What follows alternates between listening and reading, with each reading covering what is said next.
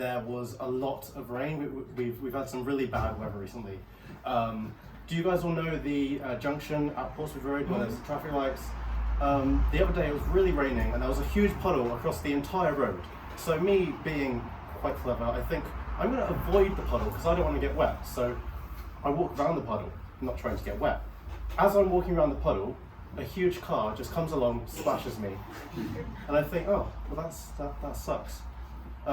So I get home and I'm soaking wet, and I had a pretty bad day.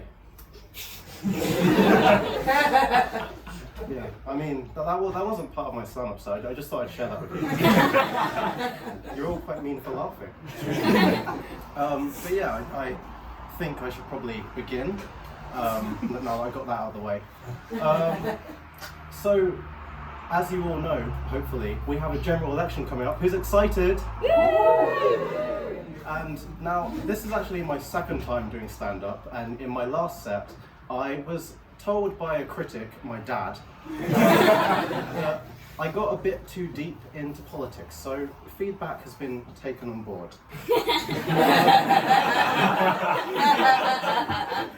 A spectre is haunting Europe.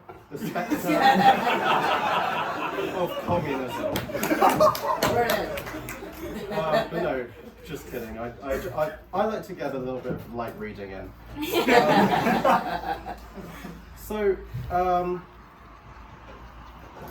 Because it's election season, there are a couple of things I want to talk about. The first one, student debt. Who here's a student?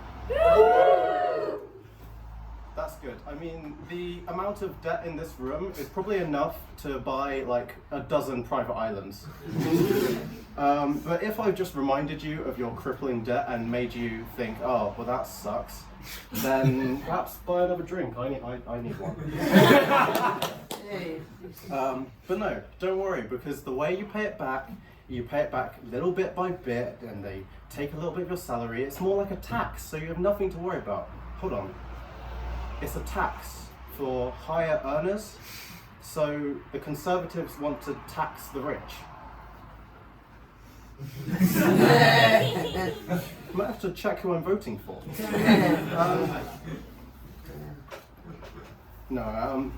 There are a lot of different issues that might sway your vote in this election.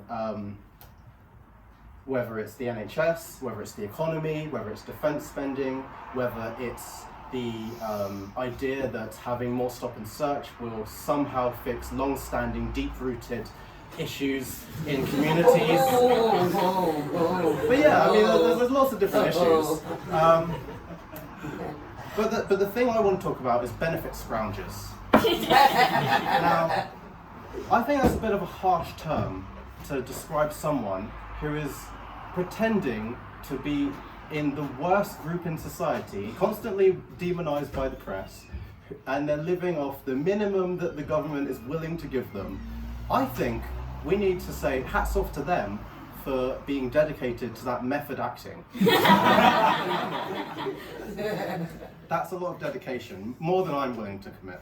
I'm just going to put myself through uni and get into debt that way, you know?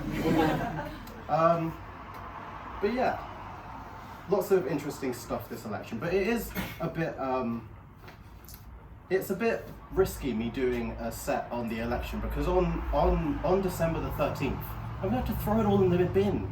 So what I should have done instead was done a set about Brexit, because I'm going to be able to use that for years. Now, if you can't tell, which I'm sure many of you can't, I am black.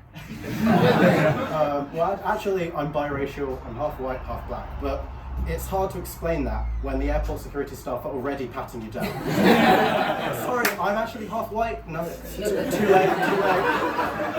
too late. Random check. Sorry.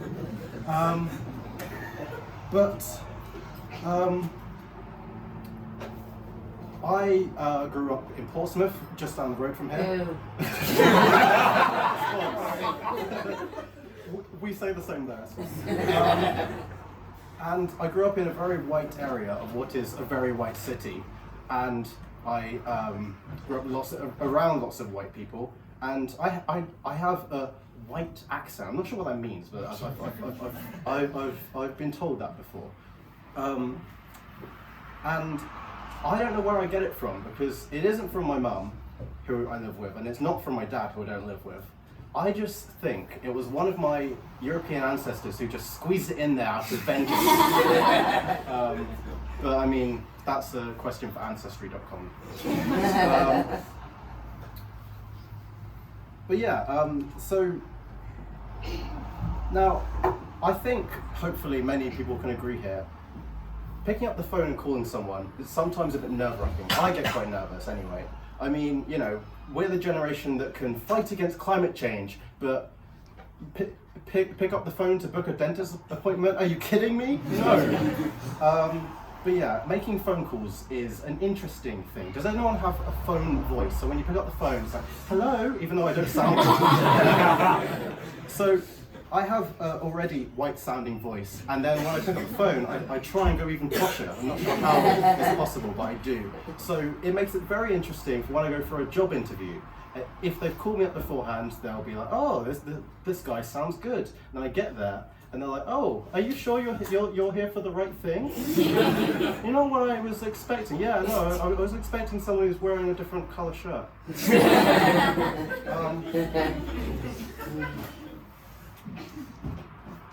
But yeah, that's all I've got, so thank you for being such a great audience.